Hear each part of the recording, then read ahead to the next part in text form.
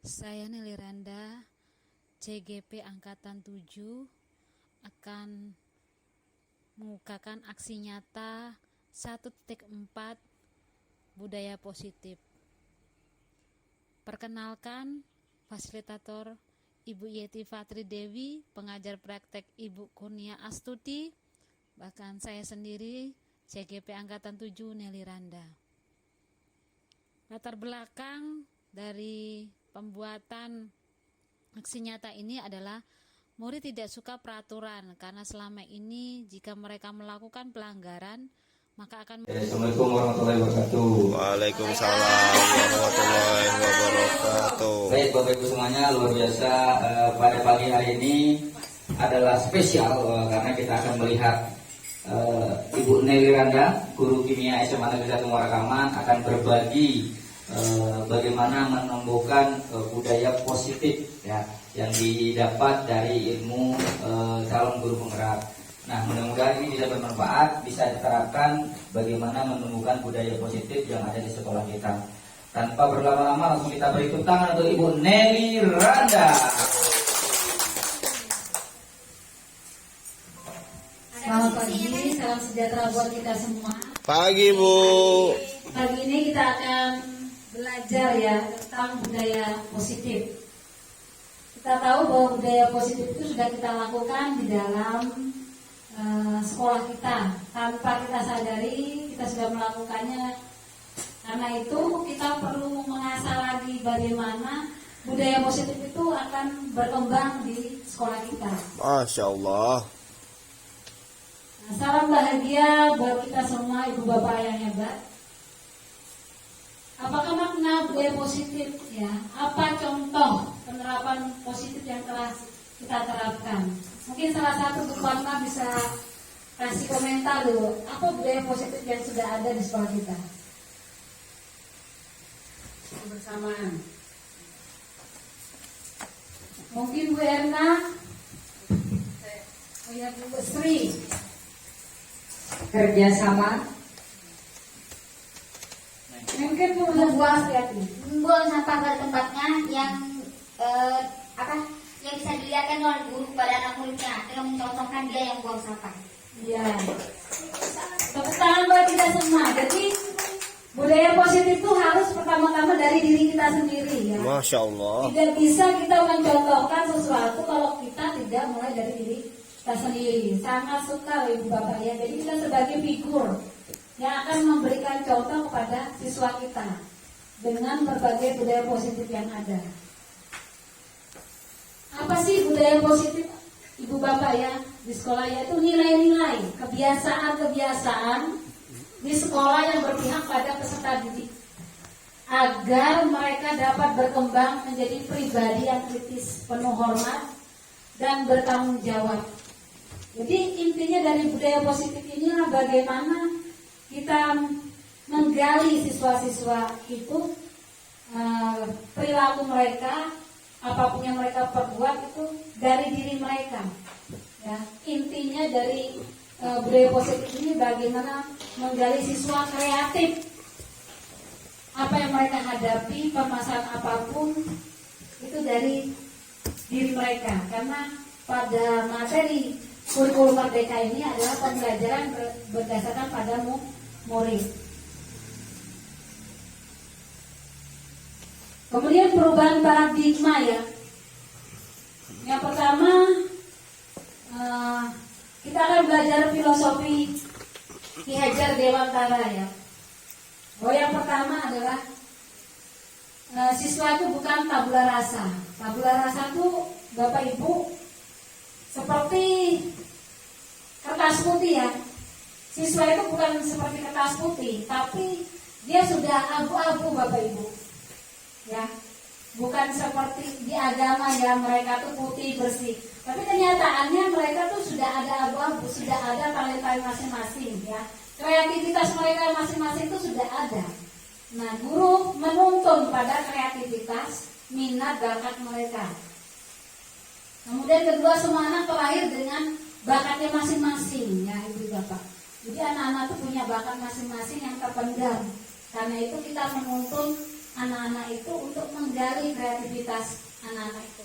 Ketiga, budi pekerti, ya, bagaimana anak-anak bisa bersikap, berperilaku, menciptakan cipta karsa dan karya di dalam kehidupannya, sehingga cipta karsa dan karya ini berkembang dalam kehidupannya. Yang keempat, tugas guru menuntun bakat tersebut agar anak mendapatkan keselamatan dan kebahagiaan.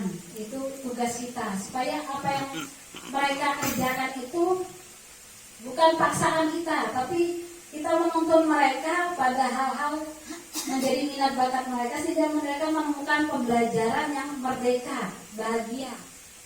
Kemudian guru ibarat petani, ya. Bapak Ibu kan tahu petani ya.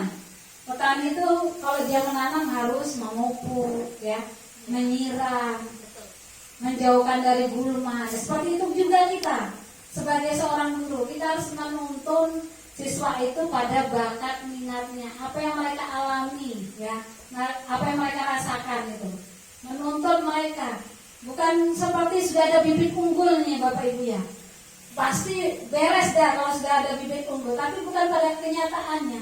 Biarpun petani mempunyai bibit unggul, tapi kita tidak menuntun pada proses anak itu tidak akan mendapat keberhasilan. Seperti itu Bapak Ibu. Begitu juga kepada siswa. Sehebat apapun siswa, sepintar apapun siswa, kalau kita tidak bisa menuntun mereka dengan baik, mereka tidak akan mendapatkan kebahagiaan di dalam kehidupannya. Kemudian kodrat alam dan kodrat zaman. Kodrat alam ini berbicara dengan kebudayaan sekitar sekolah ya, kebudayaan yang ada di lingkungan sekolah ya, yang dikembangkan, yang masuk ke dalam sekolah. Itu sebagai kodrat alam. Bagaimana kebudayaan-kebudayaan itu menjadi perilaku siswa dan dikembangkan di dalam kehidupan mereka bahkan di sekolah. Kemudian zaman itu adalah iramanya, karena zaman itu mengisi, ada yang tidak baik, ada yang baik. Karena itu kita menuntun apakah kodrat zaman ini sesuai dengan mereka. Jadi kurikulum merdeka itu tidak membiarkan siswa, tapi kita menuntun mereka kepada hal-hal yang baik, perkembangan ilmu pengetahuan yang baik, sehingga mereka menuju pada keberhasilan. Kemudian berpihak pada anak. Jadi setiap pembelajaran dan apapun di dalam sekolah ini kita harus berpihak pada anak, untuk mereka bisa menghasilkan pribadi yang kritis, bertanggung jawab, dan percaya diri. Perubahan paradigma untuk membangun budaya positif sekolah perlunya lingkungan Bapak Ibu ya, lingkungan yang positif, aman, nyaman, agar murid-murid mampu berpikir, bertindak, dan mencipta dengan merdeka, mandiri, dan bertanggung jawab. Lazimnya disiplin dikaitkan dengan kontrol, dalam hal ini kontrol guru dalam menghadapi murid. Jadi dalam artian disiplin ini kan kita sering kaitkan dengan apa? Ya, harus tepat waktu. Terus kadang-kadang kita membuat anak itu harus harus sesuai kemauan kita. Pada dasarnya disiplin ini bukan gagal. Kolaborasi dan kesepakatan menciptakan pilihan-pilihan baru. Jadi kita tidak bisa memaksakan, tadi saya bilang, apa yang mau kita pada anak. Tapi kita bisa berkolaborasi dengan mereka, ya, bersepakat menciptakan untuk mereka menemukan menyelesaikan permasalahan dalam kehidupan mereka. Kemudian model berpikir menang atau kalah itu dalam pikiran kita. Tapi pada dasarnya pada teori kontrol ini kita harus menang dan menang. Bagaimana anak itu bisa melewati berbagai persoalannya. Yang kedua, apa yang akan saya dapatkan apabila saya melakukannya? Berarti anak mengharapkan imbalan, baik itu barang, jasa, atau hadiah. Nah, itu berlaku bagi kita Bapak Ibu, bukan siswa saja. Ketika kita melakukan sesuatu hal, harusnya dari intrinsik kita, dari dalam diri kita. Siap. Bukan dari orang lain. Apa tadi Bu? membuang sampah pada tempatnya. Terus Ibu Fatma tadi apa Bu? Kebersamaan, kekompakan. Nah, keyakinan kelas ini tidak boleh banyak-banyak Ibu Bapak ya. Jadi anak mudah mengingat, contohnya buang sampah, berarti tidak boleh membuang sampah sembarangan. Satu itu anak mengingat. Kemudian yang kedua, kerjasama. Berarti harus ada kerjasama di dalam kelas. Motivasi seseorang daripada intrinsik. Seseorang akan lebih bersemangat untuk menjalankan keyakinannya daripada hanya sekedar mengikuti serangkaian peraturan. Jadi dari keyakinan kelas yang kita bikin nanti, nah seperti ini Bapak Ibu, menulis misalnya saya tidak terlambat sekolah sebanyak 100 kali, berarti itu hukuman. Lari mengelilingi lapangan basket 2 kali karena terlambat hadir, hukuman Bapak Ibu ya. Murid diminta untuk push up 15 kali karena tidak menggunakan masker, hukuman. Menggantikan kertas tugas teman yang telah dicoret-coret, iya, itu model seperti itu Bapak Ibu.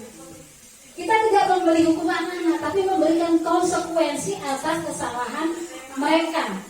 Karena apa yang telah dilakukan, kesalahan yang telah dilakukan. Kemudian manajer, Bapak Ibu, pada manajer inilah kita dituntut sebagai guru. Manajer ini Bapak Ibu sudah kompleks. Dia ya, jadi semuanya lengkap di manajer ini.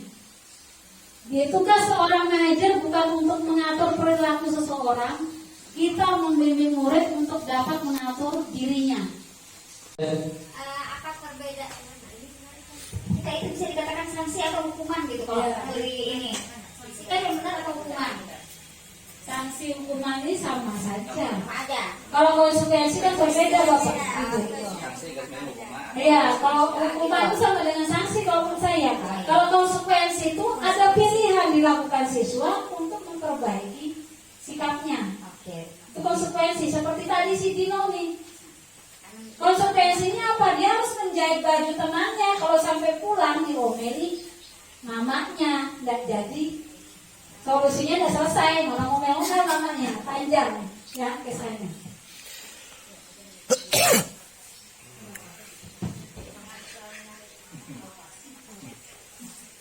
Bagaimana mengatur diri kita supaya kita itu menjadi orang yang bisa memahami keadaan murid. Terima kasih.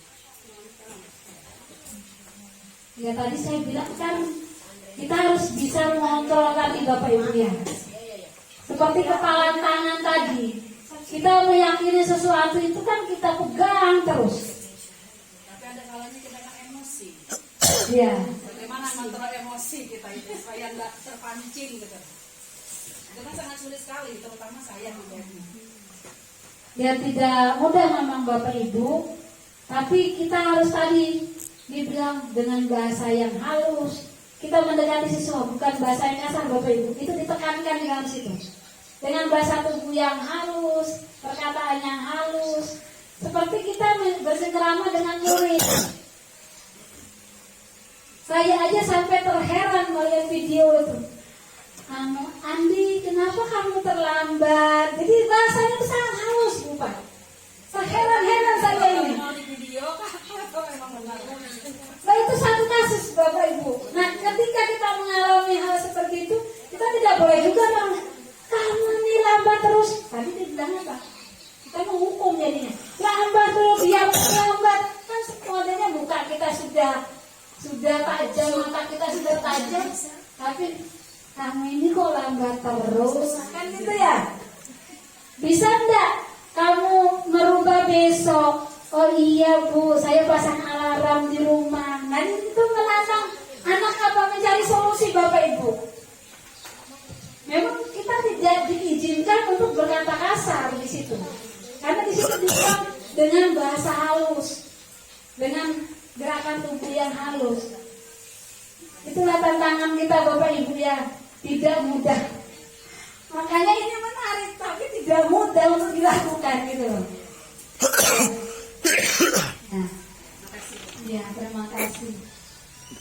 Ada yang lain? Gimana Bapak Ibu? Ya mudah-mudahan Bapak Ibu mungkin ada kekurangan saya Bapak Ibu. Mohon dimaafkan. Biarlah melalui pembelajaran ini kita bersama-sama bagaimana kita membudayakan keyakinan kelas, bagaimana kita bisa menyelesaikan menjadi 4 tadi, sebagai hukuman kah, kita sebagai pemantau kah, pengawas kah, atau kita manajerial ya Bapak Ibu. Yang paling utama nanti kita harus berperan manajerial sampai menuntaskan masalah anak itu, sehingga anak itu bisa kembali kepada kelompoknya. Kembali ke kelompoknya ini, dia tersadar bahwa dirinya ini berharga. Seperti Ki Hajar Dewantara, anak itu bukan dihamba ya, bukan kita menyembah tapi dihargai. Itu menurut Ki Hajar Dewantara. Itu aja yang bisa saya perbuat. Mudah-mudahan ini bermanfaat buat kita. Kurang lebihnya saya mohon maaf. Mungkin kalau boleh saya menambahkan sedikit ya. Kita akan praktek tadi tentang posisi kontrol tadi ya. Saya mau Bapak Ibu mungkin sini siapa ya? Bupat 1 pegang kertasnya. Di sini siapa ya? Umar dulu 1. Nah nanti berpasangan ya, berpasangan. Kalau 1 lagi Bu Eli. Ya, atau Bu Eli silakan. Nah ini cara memahaminya dengan jelas posisi kontrol. Ya Bu Eli. Nah nanti silakan 1 berpasangan, 1 tulis sesuatu yang paling berharga di dalam hidup Bapak atau Ibu. Ya ditulis, habis itu digenggam. Oke? Yang saya tadi Oke, ditulis saja. Apa yang menurut ibu-ibu paling berharga di dunia ini? Apa? Menurut ibu-ibu ini, tulis saja. Ya, terserah, bebas. Tulisannya bebas. Cukup ibu yang tahu, jangan dikasih tahu yang lain. Ya, jangan dikasih tahu yang lain.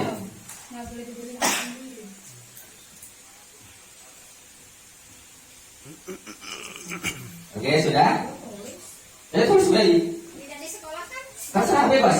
Bebas. Apa yang paling berharga menurut Bapak Ibu? Apapun itu di dunia ini. Ya. Yang kita kasih tahu. Oke.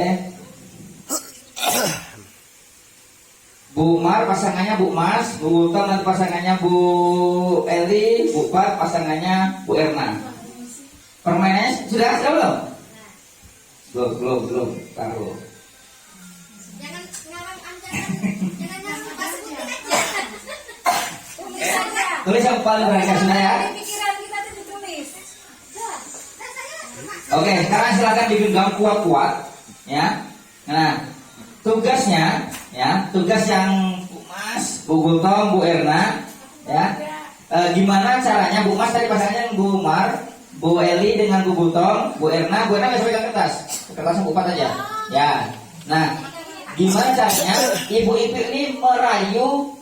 Gimana caranya? Pokoknya ibu-ibu ini mau membuka, boleh membujuk, tadi kata Bu Ar kan, boleh menyogok, boleh menghardik, boleh menampar.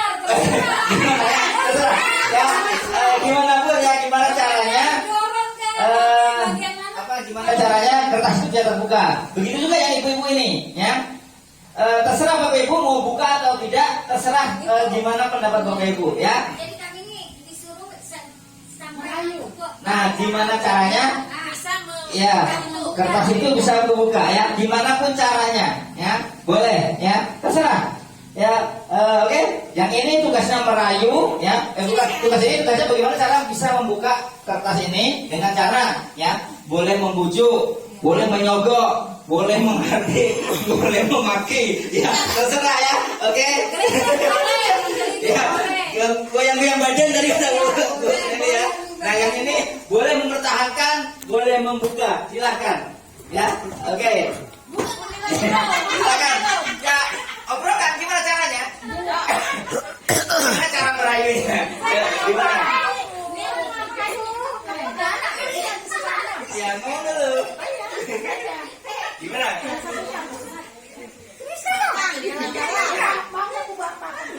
Pasti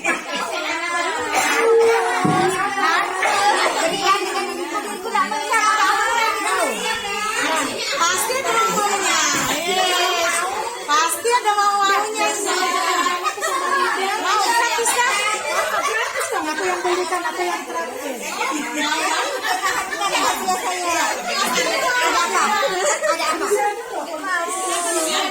Ada apa?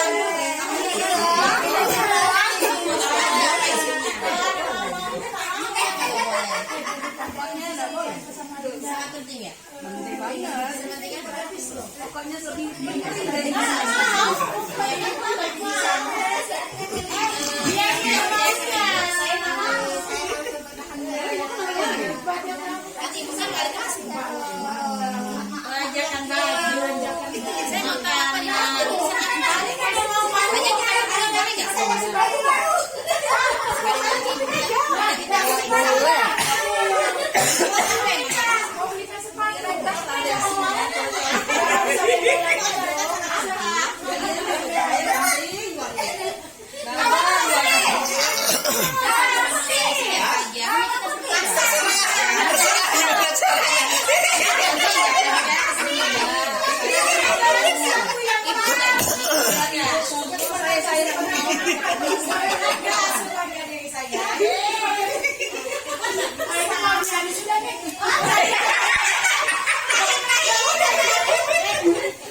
Baku hantam. Baku hantam, Bu, baku hantam.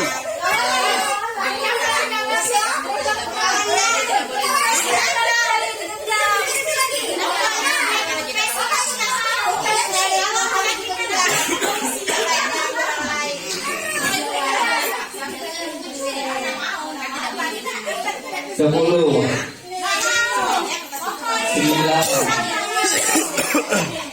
8,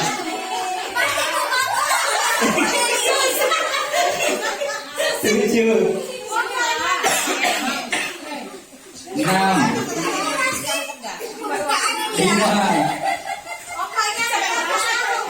4,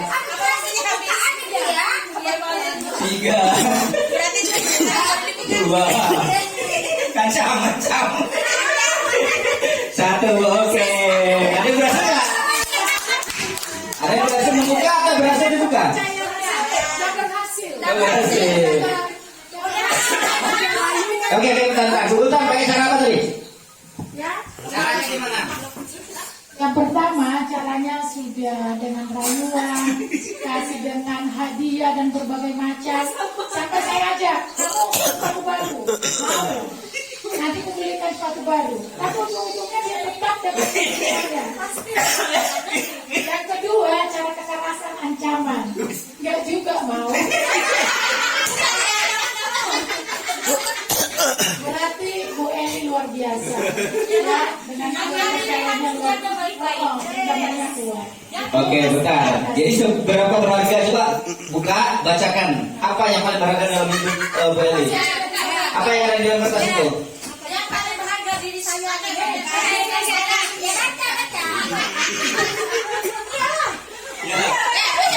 Baca. Apa sih? Penasaran ya? Biar pakai.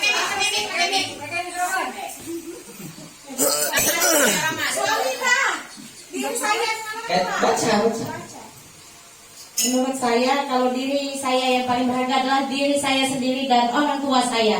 Karena tanpa dia, saya tidak ada di dunia. Oke. Bu Mas dulu, gimana tadi caranya kok nggak berhasil? Biasanya berhasil. Kenapa? Pertama orang peser kan masalahnya takutnya pembukaan. Cara yang bisa dilakukan pertama dengan merayu, kalau ada keuntungan kita bagi tipis-tipis, orang nggak mau. Aturan dan ancaman kita tidak mesti lagi. Tapi mau jual. Kalau kekerasan jelas tidak bisa, tapi mau pembukaan. Sudah tadi yang berat-berat kali saya. Mulai, tapi akhirnya menyerah dengan keadaan. Oke, hanya itu. Terima kasih. Assalamualaikum warahmatullahi wabarakatuh. Oke, terima kasih Bu Umar. Apa Bu Umar yang paling berharga sehingga nggak mau dikasihkan ke Bu Umar? My family is everything. Oh, berharga. Oke, luar biasa. Tepuk tangan dulu. Bu Erna, pakai cara apa juga lu berhasil ini? Tadi saya merayu itu menggunakan dengan halus lembut, perasaan gitu, dengan bujuan merayu, maksudnya bujuan itu saya rayu ini berperan bahwa dia adalah seorang siswa dan saya adalah gurunya. Saya suruh terbuka, saya melihat apa yang ada yang kamu pegang, apa kertas, apa yang ada tulisan apa yang ada dalam kertas, sehingga kamu tidak mau membukanya. Kata si murid, tidak katanya, kan saya orang lain, jadi nggak mau membuka itu. Nah seperti itu, jadi saya susah sekali. Sudah saya bilang, saya kan wali kelasmu gitu, tapi dia tidak mau, teguh tidak mau membuka kertas itu. Sampai sekarang nggak berhasil. Katanya sampai kapan sampai pulang kan nggak, sampai menunggu waktu panggilan. Oke, kira-kira apa Bu yang paling berharga menurut Bu Pak nih? Diri, orang tua, anak, keluarga. Ya, sehingga Bu Erna tidak diizinkan untuk melepas. Ya, tadi sesuai dengan permintaan yang paling berharga ya. Ya, betul. Yang paling berharga adalah anak-anak yang soleh, kemudian sukses dan berbakti kepada kedua orang tua. Oke, luar biasa sebenarnya. Nah, jadi ini kita ambil tadi materi dari Bu Mary bahwa posisi kontrol ya. Sebenarnya kita tidak bisa mengontrol diri orang lain ya. Nah, kita bisa mengontrol diri sendiri. Kenapa? Hak kita untuk merayu ya. Haknya Bupati juga untuk tidak membukakannya. Jadi sebenarnya kontrol itu ada pada diri kita sendiri tadi. Sangat baik dengan penyampaian Bu Nelly bahwa budaya positif itu memang harus diterapkan untuk siswa karena apabila siswa itu melakukan suatu kesalahan, kita tidak bisa langsung menghukum, tapi kita harus bisa bagaimana untuk mengambil sebuah solusi supaya anak itu bisa lebih disiplin lagi. Jadi terima kasih buat Bu Nelly sudah memberikan suatu arahan buat kita guru-guru di sini. Terima kasih. Dari pemaparan budaya positif, terutama segitiga restitusi menjadi pengalaman baru untuk saya pribadi, bagaimana menghadapi siswa-siswi yang melakukan kesalahan. Mudah saya dapat melakukan dan semua guru dapat melakukan budaya positif.